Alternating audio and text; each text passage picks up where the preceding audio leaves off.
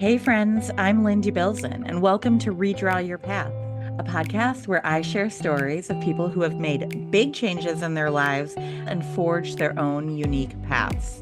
I talk with guests about their moments of messiness, fear, and reframing on their way to where they are now.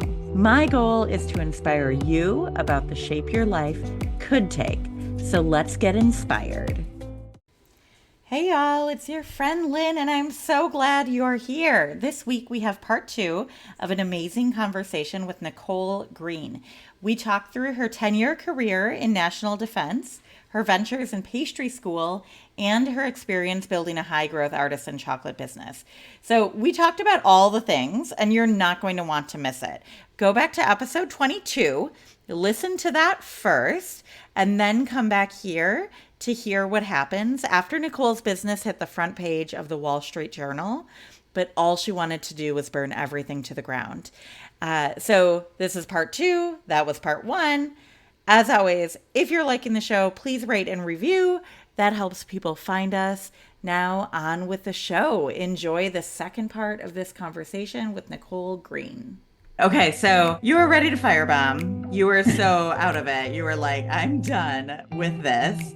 What came next? Tell me the next redraw. Fortunately, the Wall Street Journal article brought in meaningful interest in the business. I had some options at that point, and I took the option that got me out. So I sold that product line and closed the rest of the business. There was other things, but the vast majority of the business was around the beer and pretzel line. So I peeled that off, shut the rest down. By the time I closed the kitchen and moved everything, all the equipment out, I was probably 8 months pregnant with my now 10-year-old. Oh, wow. And I decided to go to business school. I'm very academic to some extent. There's part of me still in the stacks at the U of C library, like writing papers. I wanted to understand why what had worked and why what hadn't worked. I was really motivated because at the time I was consulting other artisan food businesses and also over time larger companies and in other industries. But I really wanted to have that foundation of theoretical knowledge. Again, what is that? I had just successfully built and pulled off I don't like to say sold the business because parts of it were a failure, parts of it were massively successful, and I like to honor both.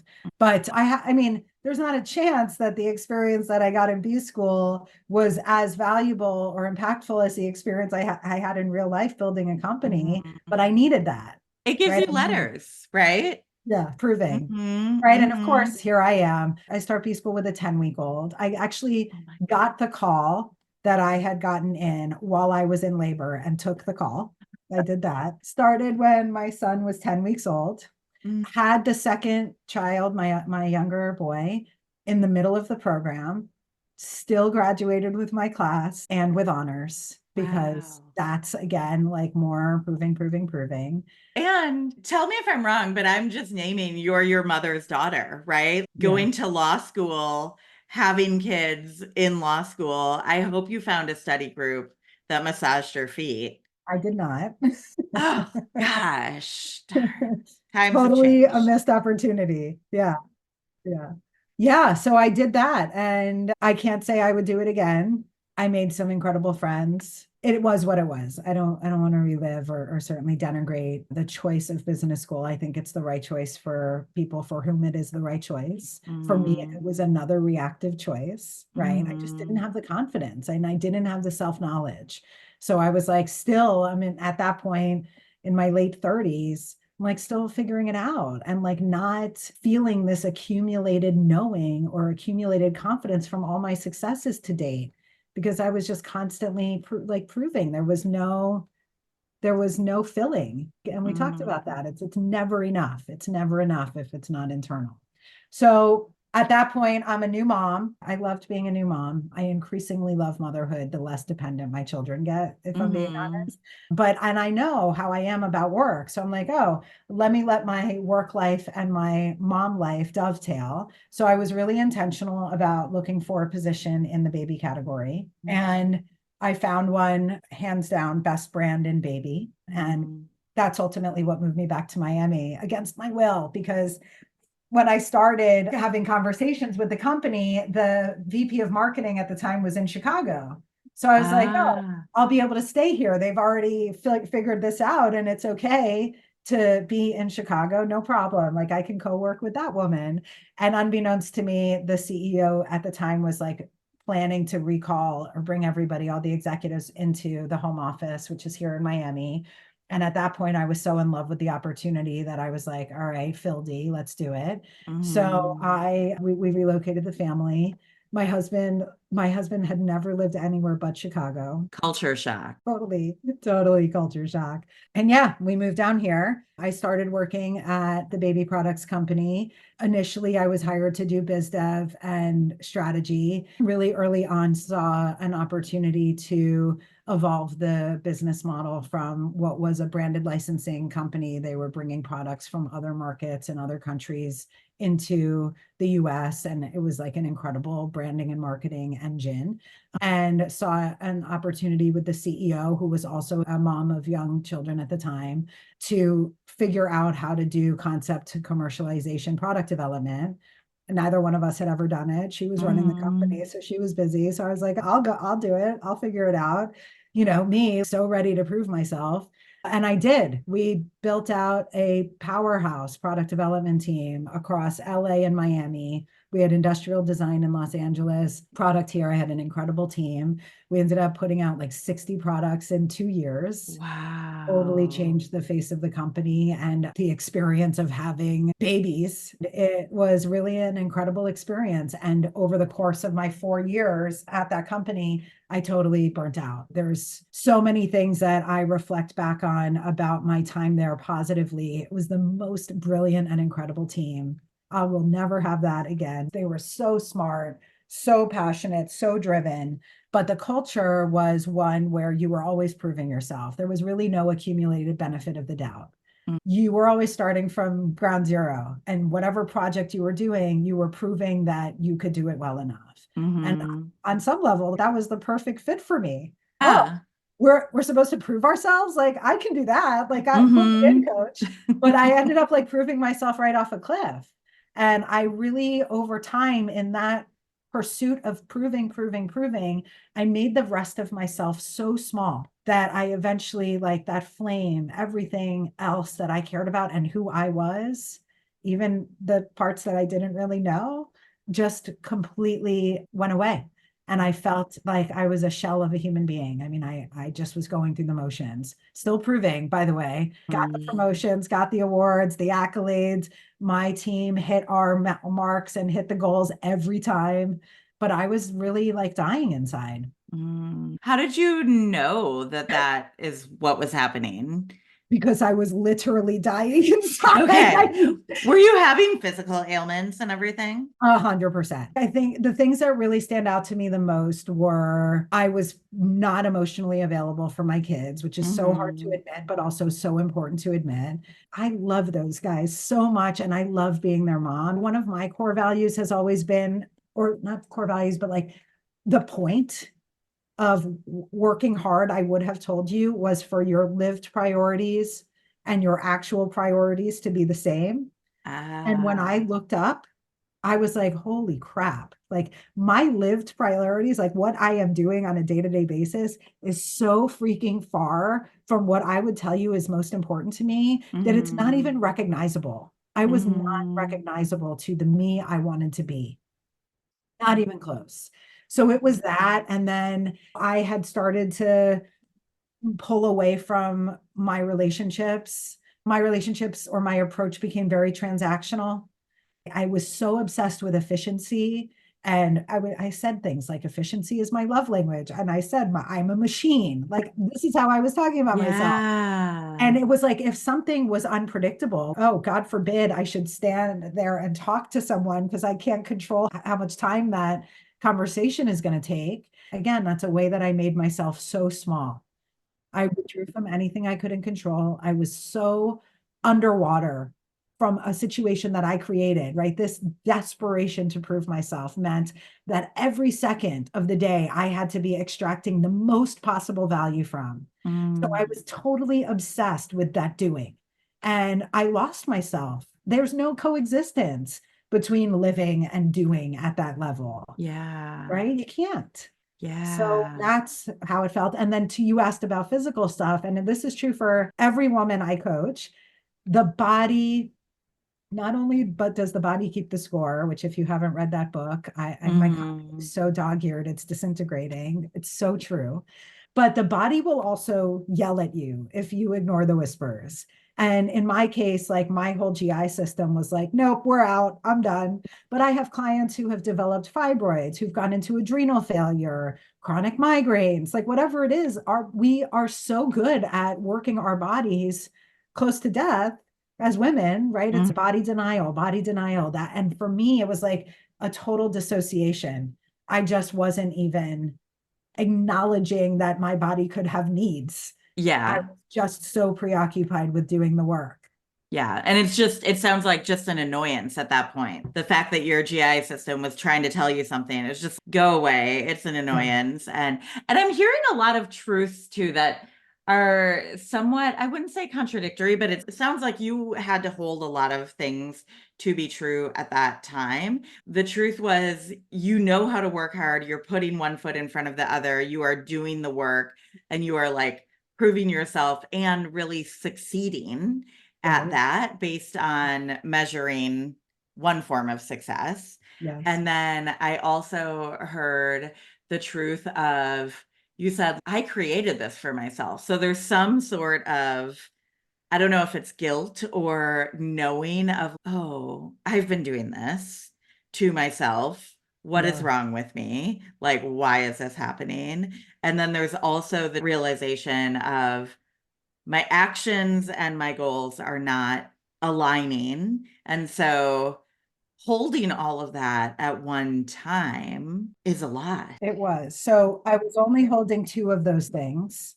So I knew about the non-alignment because it was Mm-hmm. literally undeniable. I was a shell Mm-hmm. of a person. I mean, we would like, I was completely just empty. We would go out to dinner. My parents were like worried, which is weird because Mm-hmm. usually they're like, oh, she must be working really hard. That's good. But Mm-hmm. even they were like, oh, maybe too much. So the alignment was undeniable. What happens is in burnout, there's this experience of learned helplessness, is you lose the ability or the knowing that you can change it. So at that time, I was not aware of my complicity in the Mm-hmm. way that I am now.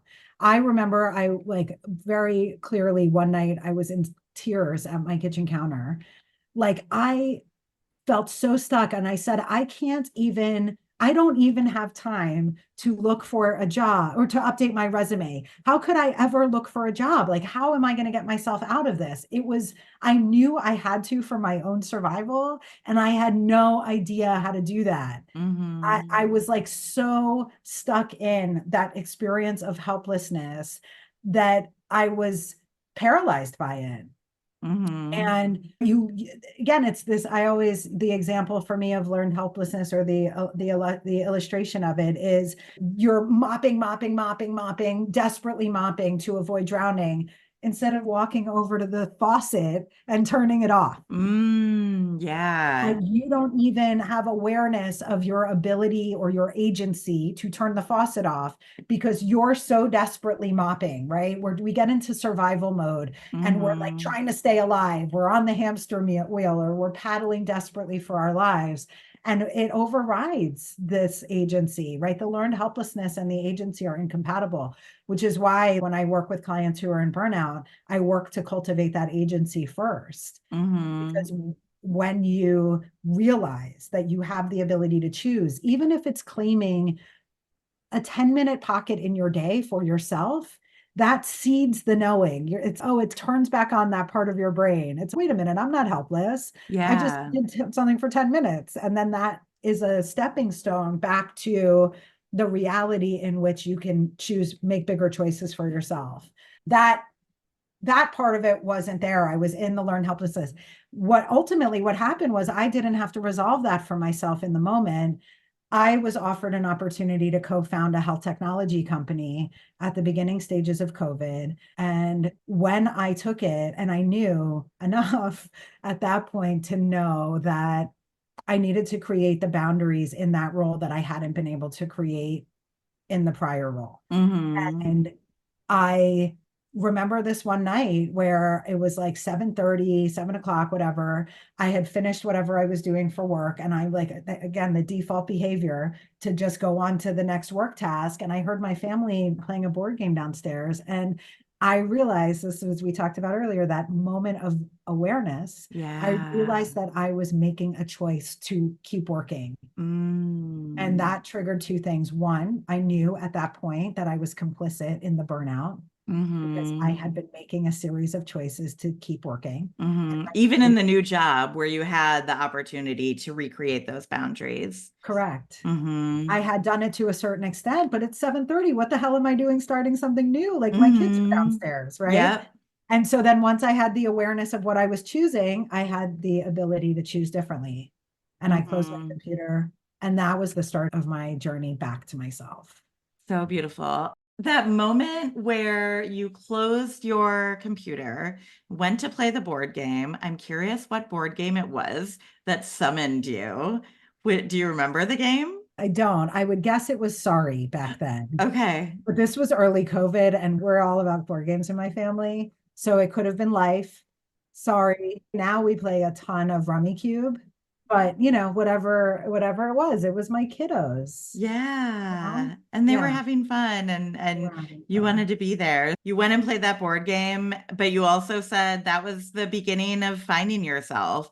So tell Yeah. me how you redrew your path from there or what knowings came out of that moment. Yeah. So the first thing I did was I got a therapist for the first time in my life. Oh my gosh, good for you.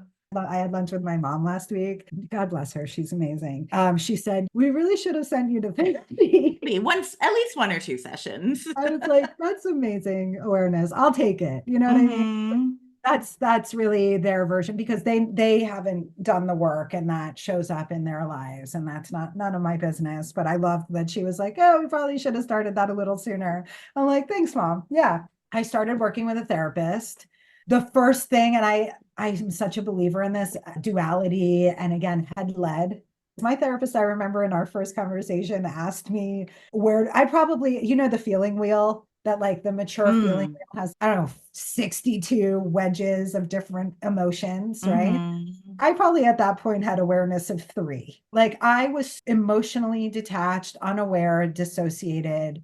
I was not feeling anything. I was so in my head and so out of my body and so out of my heart to keep going at the level that I was going at. Yeah. And I remember she was like, where do you feel that in your body? And I was like, what the fuck are you even asking me? What is that So even woo-woo. talking about? What do you mean? Where do I feel it? What kind of a ridiculous question is that? I had no idea. And I think she got it. So what she had me do at first was to focus on building awareness around pride, moments where I Mm. felt proud of how I was showing up because at that point I was really steeped in shame, right? That's inextricably linked from the feeling of not being good enough is you're ashamed. Mm-hmm. We're all walking around with a ton of shame, whether we're present in it or aware of it or actively motivated by it or not. If you believe you're not good enough, you are carrying around a ton of shame attached to that feeling. They are the same. 100%. Okay. Mm-hmm. So my therapist in that same conversation said, what's the opposite of shame? Obviously, I had no idea, but she said pride. I was like, oh, pride. Got it. Mm-hmm. I started to work on cultivating pride. And as I started to do that, the shame got crowded out. Right. And that Oh. was like, I understood. And again, once my brain clicks in, I'm good, I'm off and running, that I could retrain my brain. That's when I really understood neuroplasticity and the ability to make choices that become new neural pathways, new defaults. Right. And that is, oh my God, so powerful. I was like, wow, it was life changing. So that was really like very early on in my journey. And I'm really grateful to the woman that I work with who approached it in a way that was accessible for me. Because like I Yeah. said earlier, we could have stayed stuck in that feeling conversation forever. I wasn't going to get anywhere. I just like bad, mad, glad, like that we're back to the basics. But she really found a way to help me help myself. Yeah. That was head led first. And Yeah. now I can talk about emotions all day long. And I'm like gifting Atlas of the Heart. I don't know if you know Brené's book. Mhm. I try to gift that to literally everyone. I'm like, this thing is amazing. And it helps you have words for the nuances of different things that you're feeling. But anyway, so I started to do that work on myself and really to do the trauma recovery. Because partly it was like, okay, I've got to recover from this burnout and show up in my Mhm. life in a better way, or not a better, that's Mhm. judgment. Show up in my life in a more embodied way. And I've got 30 years of unresolved trauma to recover from. I had to deal Mhm. with that too. So it was a little Yeah. bit like a start stop with that and just like progress, progress. So while I'm doing that, I am co-founding this health technology company. And 2 years in, a couple things happened. I realized that there was a clash between my job and the work that I was, Ah. and that was an interesting thing that I didn't fully understand until later. But so in the moment, what happened was I realized that there was a clash between my job and my work. I knew the work was the thing. I was finally ready. I had made enough progress and had enough awareness that I was ready to take a big bet on myself. And I knew that it's like, if I don't come back to life now or like fully step into myself now, it's never going to happen, you know? Okay. And part of it was like, I saw this profound transformation, not just with myself, but in my children. My younger son in particular is like a mirror of me, in the sense that he's not his own person, but in a sense that my older son is on the spectrum. And so things filter through him in his own way. And with my younger son, it's like more, I feel anxiety and think anyone can die at any moment. And he internalizes the anxiety Yeah. that anyone can die at any moment. There's really no kind of filtering in which things get different. And so by extension, or conversely, when I started showing up in my life in a more embodied, confident, present, empowered, positive, emotional way, he did. His posture Mhm. changed, Lynn. I'm Mhm. not kidding. He he was showing up as a completely different person, Wow. and the way that I was showing up for him was having such a profound impact on how he could show up for himself, that I was like, oh, 1,000,000,000%, this is what I'm here to do. There could not possibly be anything more important than me staying on the path that gets him on this path, Yeah. right? It's like breaking the generational cycle. Yeah. Is that what you meant by the realization that your job was different from your work? No, Okay. Tell me more I'll there. get to Okay. that. Okay. Cool. In the immediate moment, it was my job and my work are clashing. I had a sense of that, which I'll circle back to in a second. And the reason I was able to choose the work, meaning the work on myself, was I saw how impactful the work was being. And it was one thing for it to be totally transformative for my own life. That was Mhm. amazing enough. But to see the impact that it was having on the kids was like, okay, this is Yeah. where I need to be. The clash was different. As I was doing the work, the fragility of my self identity was very real. I was rediscovering myself and Mhm. developing an identity outside of work, outside of my work self, because I Mhm. had, first of all, always prioritized work because it gave me a context in which to prove. But then over the course of that burnout journey, I had made any semblance of self outside of work so freaking small that it had gone away. So now I'm rebuilding this self that exists separate from work. And I was aware of the fragility, or like the newness of it. And suddenly my work identity started to collapse. Those were Okay. two separate things. The work Mhm. identity started to collapse because the culture that I was in, I was like the white sheep of the startup. I was outside of the culture really from the beginning. I was the fifth founder on a founding team of five. The other four had worked together and done the prior version of the startup. But like you said, this is not how I Stuff. built it. So I'm not going to get into the business journey. But I was brought in for the purpose of doing what I do, which is build things really effectively and fast. Mhm. And I'm good at pairing with visionary founders that have this desire to have an impact and purpose in the world and but don't quite know how to actually do that. And I can do it, right? But there were four of them and one of me.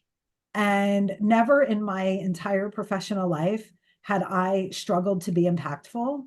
But because of that cultural dynamic, where it turned out I was the only one that was ready to really buckle down and go for it, do the work that Mhm. had to be done to make the vision real, I was not able to drive culture in the way that was needed to make the business successful. So I had never in my professional life struggled to be impactful. And it was like, oh, I have relied on the strength of my work identity at that point for 3 decades. And Mm. and that identity was fracturing because I wasn't able to get my job done for the first time ever. I couldn't get Mhm. these people to do anything. And then Mhm. also my self identity was so nascent at that stage. I was just starting to rebuild it.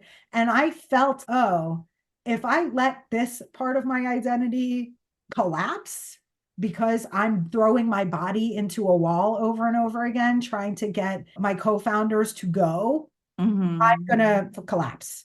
Yeah. It was like I was like, I felt that tension. Like, this is going to be another burnout experience and one that I may not be able to survive in the same way. I know that's very dramatic, but that's what it felt like to me at the time was like, I felt like I was going to lose myself. Yeah. Well, and can I ask a question there, Nicole? Is Yeah. going back to the work you were doing with your therapist and her teaching you how to feel pride. Were you feeling any sense of pride in terms of, I'm proud I realized that this is the path that was going on? I realized burnout before it got to a point. Yes, I celebrate the crap out of every moment of it to Yeah. this day. It's such an important part of it. And yes, I was like, oh my God, I know what I need. I care Hmm. about what I need. Like Yay. I was aware that this was a completely new thing. And for me to walk away from something and not having succeeded at it, because I Hmm. always like, as we talked about, I had that pattern of being super successful and impactful and impressive and then jet into the next thing. But I never considered leaving before I had proven, Hmm. this was Hmm. really the first time where I went out not at the top. And yes, I felt so proud of the work that I was doing and how it was reflected in the kids. Hmm. I knew because I had a conversation. One of the things that brought me back to life is I used to do sunrise bike rides with my best friend a couple days a week. Oh, And I mean, she really, really, I can't even say enough about how impactful those conversations were. But people always felt like I was betting on myself, like willing to take these risks and go to health tech, go to pastry school, nobody understood what was really going on there. And neither did I at the time. That was the hmm. first time I really bet on myself. Hmm. That was the first time that I made a decision for myself to protect myself, to serve myself, to honor myself. That was it. And yes, Cool. I was very proud. And my Yeah. my therapist was like, "Oh, like a little dramatic, but okay, but great." Once it clicks, I'm like, "I know what I need to do." And Hmm. I did it and then reported back. I have a tendency to like be really decisive and then catch people up later. But I knew, and it was 100% the right decision. It was about, like really the best and first thing I ever really did for myself. Yeah, it was leaving your job and can I assume were you leaving your job without a plan at that time? Yes, and not only that, I mean, it's absurd. It's like insane because I'm also the single income earner in our family. Hmm. We have a pretty expensive kid too, and because life is expensive, but one of my boys has extensive therapy and it was a huge, insane risk on some level. Yeah. And I didn't know what I knew was I'm giving myself 18 months. I'm not going to worry about income for 18 months. All I'm going to worry about is that I get to the end of this and I know myself and I am healed, Hmm. that I have integrated the trauma, that I am showing up in my whole life as my whole self, that I love that self, that it is me.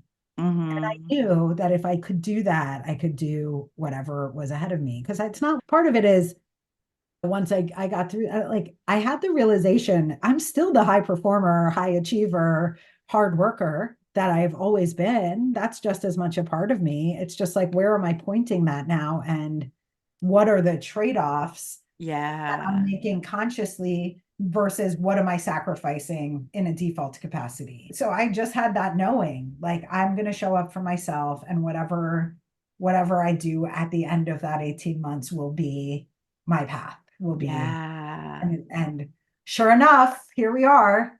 You Yeah. know, Past the 18 months, right? oh yeah, yeah. Mm-hmm. And that was hard. That it's hard to do the work. There's a moment in the journey that I don't think gets talked about enough, which is where the scaffolding of your old operating system at a certain point collapses. I picture it like a Jenga tower, right? You're taking Mm-hmm. blocks out, you're examining them. You're like, oh, that's why I did that thing. That didn't make any sense at the time, but okay, now I get it. Now I get it. I'm discovering, right? And then at a certain point, there's not enough there that you can believe in it anymore, right? Because your operating system is a system of beliefs that enable you to show up in your life in a certain way. Mm-hmm. At a certain point, the scaffolding of that operating system collapses, and the new operating system isn't fully online yet. And Yeah. you're like a ball of nerves. That's how it Mm-hmm. felt to me. I felt so vulnerable and I didn't know what I was supposed to be. I could feel that I was not the same person anymore, but I didn't quite exactly know who I was all the way Mm-hmm. yet. And that Mm-hmm. transition point was really, it was very intense. Those words don't mean anything. What can I say that will bring it to life? It felt like it's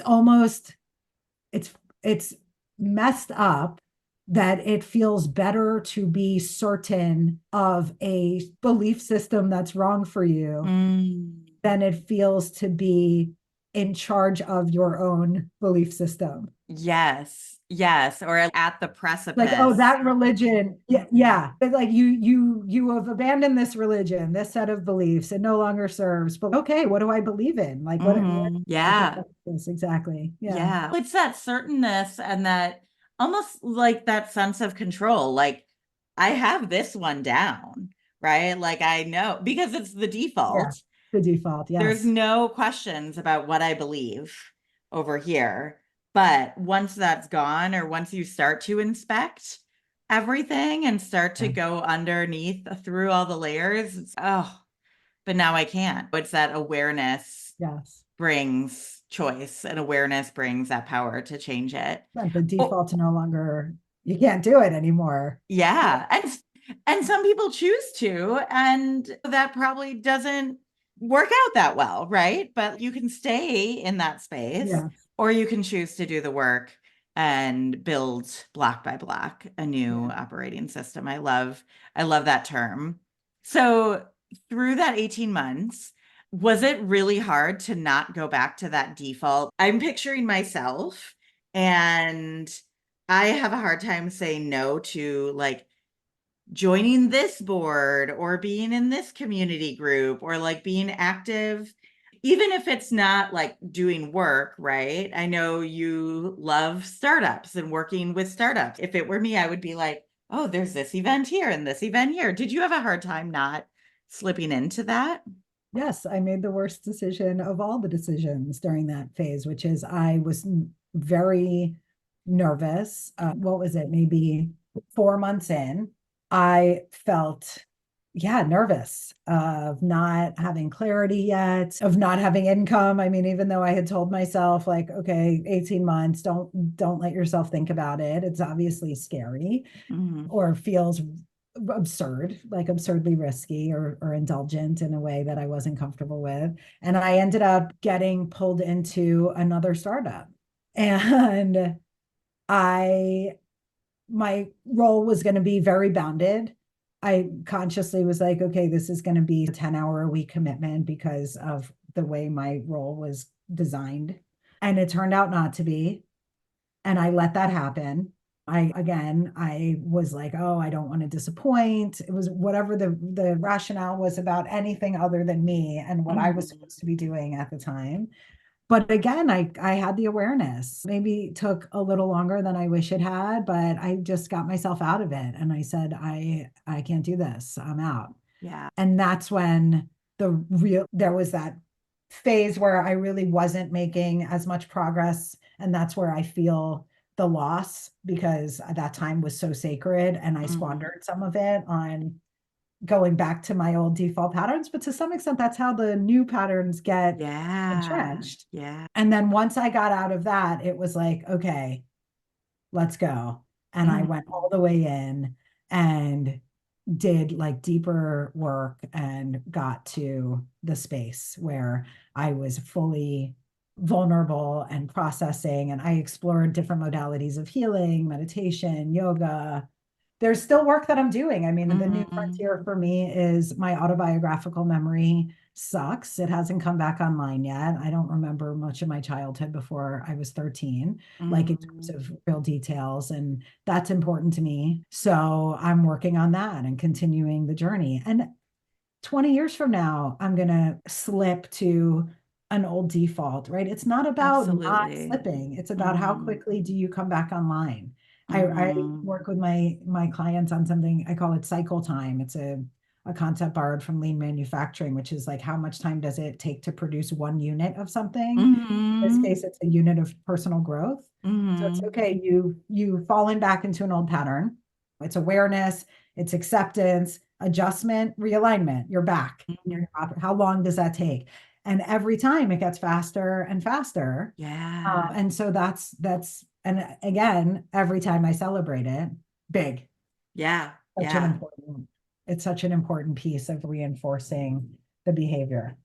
I love that. I love that. And I think it's critical to have the awareness of the time piece. I'm curious, Nicole, would you have any advice for folks who are considering redrawing their path, or what advice would you be giving? And I like heard a ton of advice already, but what advice would you give to folks? Yeah, I mean, so first of all, I'm a huge proponent of redrawing your path. Mhm. Conceptually, philosophically, yes. I consider myself in this whole conversation a cautionary tale because if you redraw your path within the context of the chase, with that compulsion to prove, and that's the motivation, no matter what path you draw, it's never going to be your own.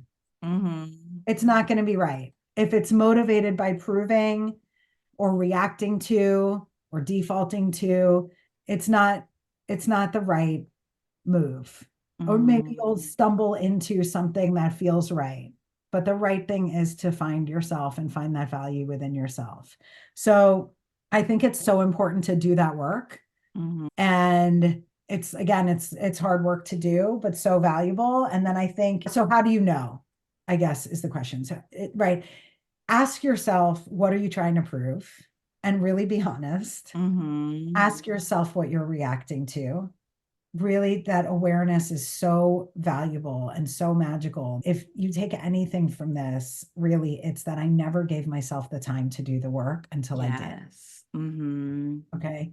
So the default is to the rush, the decision, let's go. And it's this, a new title or more money, whatever. If you pursue that path, the success will never be fulfilling because there Mhm. isn't enough that could ever fill that void. So giving yourself the time to do the work and to understand what's motivating. Because I think if I had taken the time at those different intervals that we talked about where I rushed, I could have developed the awareness much earlier and Yeah. avoided the redraws that ended up not serving me. So Yeah. that's the advice is take the time. It's so hard. It's hard. Yeah. I think it's hard when you're living in this very complex life and there's so many demands placed on you. But I 100% agree with that. And recently came with my therapist to the realization that by giving myself time now, or in the last 2 years of my journey, it's actually me claiming the time that I wanted to be given in my younger life when I had so desperately asked for that time. Like, I want a semester off. I want to figure it out. And time is the only thing, and time is the biggest gift you can give yourself to do the work. I love that. Thank you for sharing that. It really is. Yeah. Yeah, we have to claim it for ourselves because no one else is going to, right? And even Nope. the people who want the best for us, they're not Yeah. going to claim it for us. So Yeah. thank you. That's really beautiful advice. Can you share where people can find you? And is there anything you want to promote or share with listeners? Yeah, thanks for asking. So you can find me on LinkedIn. I post there on a regular basis, daily right now. I'm going to turn that down a little bit over the summer to spend some extra time with my boys. I have a newsletter called Time by Design. I also am available for coaching or workshops around those three pillars that I mentioned, the work-life integration, habits for healthy high performance, and mindset management. All of those paths are available in the featured section on my LinkedIn profile. And then also there, I have something called the Dream Calendar Setup Guide. It's very rare that I have a conversation that lasts this long where I don't start geeking out on calendaring because it's like completely my passion. But it's a way to set up your dream calendar the way you would build your dream home from the outside in. So you build your exterior walls and your interior walls first, which are built around your non-negotiable commitments that reflect your professional life and your personal life. That's the only way to get the integration, is to make sure that both of those identities are reflected in your calendar, in your priority list, in your boundaries, etc. And then appliances and furniture, it's a whole thing. Anyway, that's available there as well. And yeah, that's the best path to reach me in all the different ways. Awesome. And I'll include those links in the show notes. And I Thank you. love the metaphor of the house and the appliances and everything. It's very, very cool. And I have your guide, and I've spent some time with it, and then I needed time to reflect, and now I need to spend some more time with it. But I'm really excited I to, love it. Somebody wrote yeah. to me the other day. I was like, that took me 3 hours, but it's amazing. I'm like, yeah, it's an undertaking. It's an undertaking, but it's so worth it. Yeah, definitely. Definitely. I want to thank you, Nicole, for sharing your story with listeners. I'm so excited for people to hear your journey. And I encourage listeners to reach out, connect with Nicole. And yeah, thank you. Thank you. Thanks for listening to Redraw Your Path with me, Lynn Debilzen. If you liked the episode, please rate and review. That helps more listeners find me. And don't be shy. Reach out and connect with me on LinkedIn and sign up for my e-newsletter at redrawyourpath.com. I can't wait to share more inspiring stories with you. See you next week.